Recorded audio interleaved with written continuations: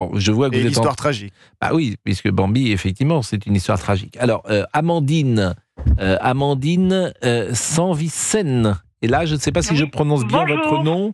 C'est très bien, merci. Bonjour. Alors, on est dans une société où les positions sont souvent radicales. Et on est parfois étonné parce que c'est un film qui a été fait, et sans doute pour la bonne cause, ce film. Mais évidemment, il utilise des animaux. Et c'est ce qui vous a mis, madame, sans doute en colère, et c'est pourquoi vous souhaitez déprogrammer l'avant-première de ce film. Oui, puisqu'en fait, on a ce film Bambi, carrément, on peut dire qu'il trompe le public. Puisque vous voyez cette belle histoire qui est racontée, où on peut se dire, ça donne l'impression, l'illusion que les animaux sont heureux dans la forêt, etc. En fait, c'est tourné avec des véritables animaux sauvages qui sont malheureux puisqu'ils sont placés en captivité. Donc on parle de lapins, ratons laveurs, loups, chouettes, sangliers, fans, évidemment. Et en fait, pour quelques minutes à l'écran, les animaux, ces animaux-là qui sont des animaux sauvages, qui ont des besoins très importants, ils sont placés en captivité durant toute leur vie et ils sont dressés. Et donc en fait, si vous voulez, nous on appelle le monde du cinéma à prendre conscience que les animaux sauvages ne sont pas des acteurs et qu'il est temps de se tourner vers des techniques alternatives qui existent, comme les effets spéciaux, les banques d'images, l'animatronique, etc., où on le voit déjà, en fait, où il y a déjà des films, des productions qui font appel à ce type de technique sans pour autant faire souffrir les animaux. Vous le savez, en France, on a évolué puisque le Parlement a légiféré pour interdire les animaux sauvages dans les cirques. Ça rentrera en vigueur en 2028. Là, en fait, c'est la même chose. Ce qui change juste, c'est le décor. D'un côté, on a un chapiteau, de l'autre, on a un plateau de tournage. Dans les deux cas, ce sont des animaux sauvages qui sont dressés, qui sont placés en captivité, qui sont transportés, juste pour qu'on s'amuse, en fait, juste pour un divertissement.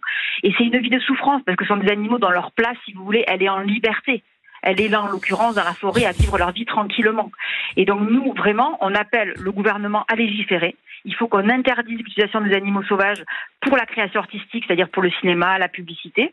Et puis le monde du cinéma aussi, les producteurs, les réalisateurs, les acteurs, les actrices, à prendre position. On peut faire autrement, c'est-à-dire que oui, on peut représenter des animaux en racontant une belle histoire, quelle qu'elle soit, mais avec des techniques alternatives plutôt que les faire venir sur un plateau où c'est du stress, du dressage, où ils n'ont pas leur place en fait. Bon, je rappelle à Amandine Sanvicence que vous êtes cofondatrice de l'association PAZ, P-A-Z, qui veut dire Projet Animaux Zoopolis. Zoopolis, exactement. Zoopolis, pardonnez-moi. Zoopolis, je lisais mal.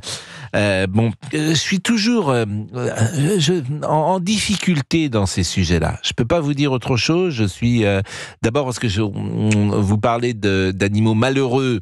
Et effectivement, ce concept-là, c'est un concept, le bonheur et le malheur qui est chez les hommes, et vous le transférez dans un cerveau de raton laveur, donc dans lequel évidemment... On imagine que leur place est dans une forêt, en fait.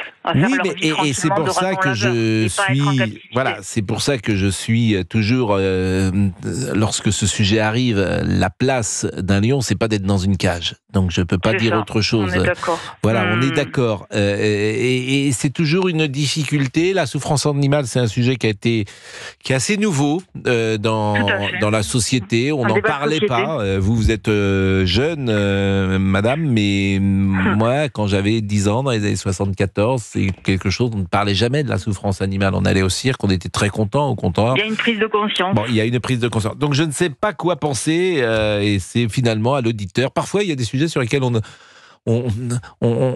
n'a pas forcément d'avis, parce que c'est vrai que, alors ces animaux, qu'est-ce qu'ils sont devenus? Ils ont été remis dans la nature ensuite? Non, pas du tout. C'est des animaux, si vous voulez, qui sont toute leur vie en captivité. Toute leur vie, ils sont en captivité dans un parc, en enclos, dans des cages. Voilà, c'est des dresseurs dont le métier est de dresser ces animaux pour des tournages.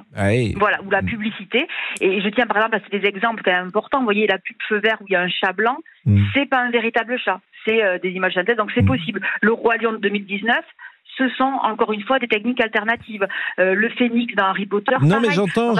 Alors là où vous avez raison et là où vous êtes convaincante, c'est que si on peut faire la même chose avec une technique différente, là au moins il n'y a pas de débat. Alors je vais vous mettre avec quelqu'un que vous ne devez pas aimer du tout, Amandine Sanvicence. C'est un chasseur, il s'appelle Étienne. Donc j'espère qu'il ne va pas vous heurter et qu'il restera courtois, même s'il n'est pas D'accord. Étienne, que voulez-vous nous dire sur ce sujet, le film Bambi avec une association de défense des animaux? Bonjour. Bonjour. Bonjour à tout le monde. Oui. Déjà, je ne suis plus chasseur depuis 3 ans. Ah, bon bah écoutez, comme ça, vous le direz à Olivier Guénec. Je ne chasse plus parce que je ne suis pas en accord avec la politique générale du monde cynégétique par rapport aux grands prédateurs, à savoir l'ours, le loup et le lynx. Moi, je suis un chasseur qui pense que tous les animaux ont leur place dans la nature, surtout quand ils reviennent de façon naturelle ou un peu aidés par l'homme comme l'ours. Voilà, donc voilà, c'est bon. Pour en revenir à Bambi. Oui.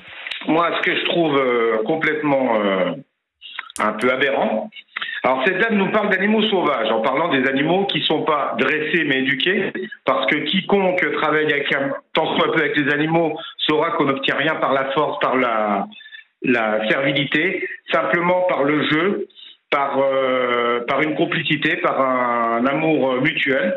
Là, on peut arriver à quelque chose. Tous les gens qui travaillent avec des animaux vous le diront. Ceux qui ne le font pas, de toute façon, il leur arrive des bricoles. Non, mais au-delà de ça, c'est pas la place d'un animal, objectivement, de faire du cinéma, par exemple. C'est pas sa vocation, c'est pas le mot qui convient. Les chevaux qu'on utilise pour la série Fortune de France. Mais de la même manière, on pourrait un jour le débat se posera. Dans le temps où est tournée cette série, il n'y a pas de véhicule à moteur. On utilise principalement des chevaux, des bœufs de trait. Oui. Donc on va mettre des chevaux de synthèse, on va mettre les gens sur des chevaux de synthèse. Vous savez, il y a plein de chevaux qui sont heureux, il y a plein d'animaux, comme disait la dame, ce sont des animaux sauvages. Non, les animaux qui sont utilisés, ce sont des animaux qui sont en général issus d'élevage depuis très longtemps. Parce que pour les dresser, de toute façon, comme elle dit, il faut déjà des animaux qui soient familiarisés avec l'homme. Un cerf qu'on va attraper dans la nature, donc un cerf sauvage, qui a jamais connu la vie domestique, entre guillemets, la vie au contact de l'homme, vous lui ferez pas tourner un épisode, vous lui ferez pas tourner une seconde. Non, mais si vous allez au bout... Si vous allez au bout de la logique, même les chevaux dont on se sert pour faire de l'équitation, faire du dressage, il y a une forme de logique à dire, laissez ces chevaux tranquilles. Qu'est-ce que vous voulez que je dise ? Ça s'entend. En tout cas, il y a une forme de logique.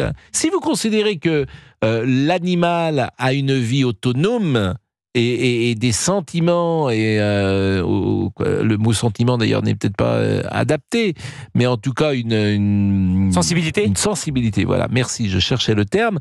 Forcément, l'homme doit le laisser en paix. C'est une philosophie générale. J'imagine que Madame Sensivance, c'est ce qu'elle pense. J'imagine. Alors évidemment, il y a des gens qui adorent les chevaux et qui ont un rapport au cheval avec l'équitation qui est très puissant, très fort. Mais c'est pour ça que je dis, je ne sais pas quoi penser de ces sujets. Mais il est 12h47, donc on est en retard. Je remercie Amandine grandement. Je remercie Étienne grandement. Oui, si on dit qu'un cheval c'est l'équivalent d'un homme, si on part de ce postulat-là, si j'ose dire, en tout cas que c'est proche, oui, vous aimeriez pas qu'on vous monte dessus. Je serais pas aussi catégorique. Monsieur Boubouk. Pourquoi pas être un cheval finalement ? Oui, non mais voilà, il n'a rien demandé le cheval. Le cheval il était tranquille dans son enclos et puis un jour c'est particulier on est comme venu lui logique, mettre une selle. C'est particulier comme logique, mais pourquoi pas ? Bien sûr, c'était pour vous faire rire, parce que j'aime vous faire rire.